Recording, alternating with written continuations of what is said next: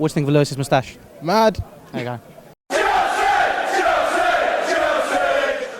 100% Chelsea. Chelsea 2, Bournemouth 0 in the Premier League.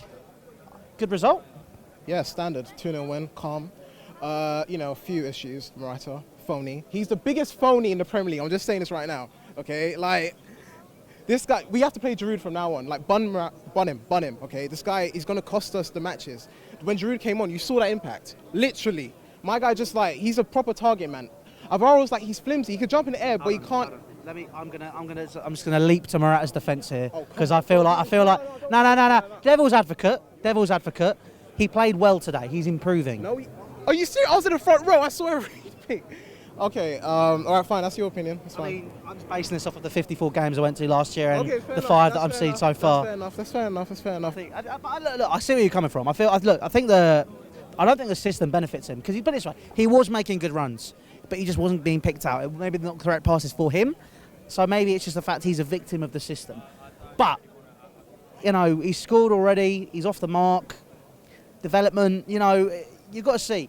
I think I agree with Giroud. I think it'd be interesting to see if you started Giroud, what he'd be like. But if you look at him at Arsenal previously as well and how he looks when he's been for us, he's been far more potent coming off the bench. All right, yeah, coming off the bench, fine. But, you can't always rely on a plan B. You need to have the plan A in place. Because, for 60 minutes, we had the ball, we're threading it around and all that, but nothing was happening. It was I literally have flashbacks of the Newcastle match from last week when it was just we're dominating the game. Obviously, Bournemouth weren't going to do anything, but we weren't actually going to score until Giroud came on. And then Pedro to answer that then, you're saying we were dominating the game, but we didn't look like we were going to score. No, we didn't. Is that domination? It's not. You can have possession of the ball, but if you don't put the ball in the back of the net, then what is it? It doesn't matter. You can have 100% possession and be passed between your defender and your goalkeeper, couldn't you? Yeah.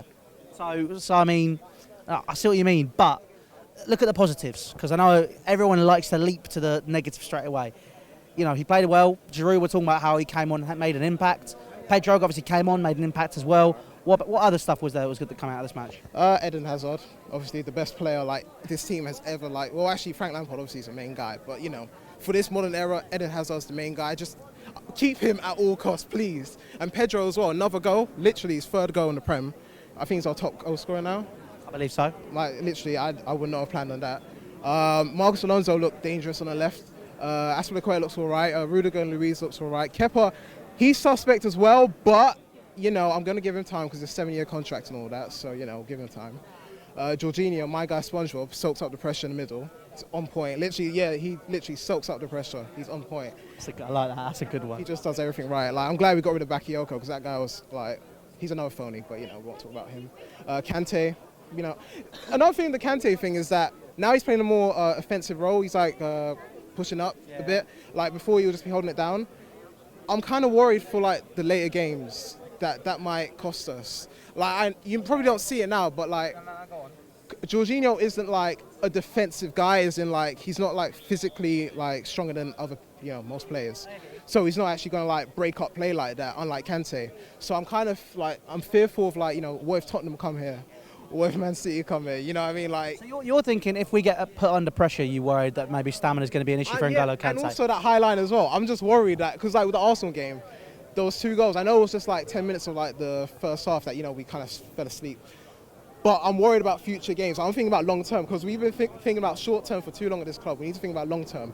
Literally, you're saying Alvaro Morata, give him time and all that. He should be the future. I understand that completely because I was saying that last year. I mean, obviously some of the performances have made me question him, but we have to think more long term now. Thinking about Man United coming here, Man City coming here, So that's still short term. You're saying think about Man United, Man City. That's this season. That's short term thinking. Long term, I see where you're worried. However, long term, currently out there as a centre forward, who do you see as an option that could quite easily replace Alvaro Morata straight away in that system? Long term. Long term, Mbappe. What? You're going to sign him a pre-contract agreement? What in FIFA? Come on. No, look, I know what you mean. Obviously, not the best. The players out there that will benefit the squad greatly, they're really hard to get. I wanted Lukaku, when we got Morata, but obviously that didn't work out. I wanted Lewandowski. Obviously, Lewandowski's 30 years old. I know what you mean, it's kind of short term, but I still feel he could push on for 4 years if he was to be signed to the club. Personally, honestly, I just don't think Morata's like, oh.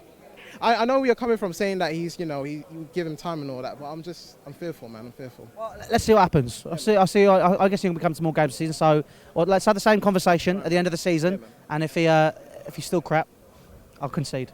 Come on, Chelsea!